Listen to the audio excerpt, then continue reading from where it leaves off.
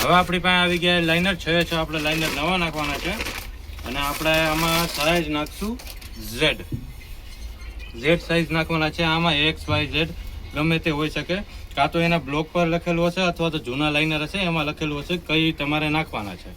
Okay, હવે ઘણા લોકો શું કરે કે આમાં ખાલી ડીઝલથી નાખીને સાફ કરીને અને પછી બેહારી દે, અને ઘણા લોકો ઓઇલથી કરે, જેવી જેનો પર્પઝ જેને મજા આવે એવી રીતના કરીને નાખી શકે છે.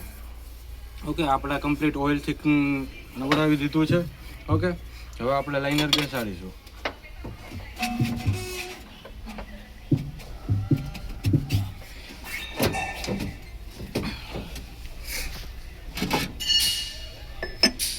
આ એનું પુલર છે. ઓકે, આ પુલરના પાર્ટ નંબર છે. ઓકે,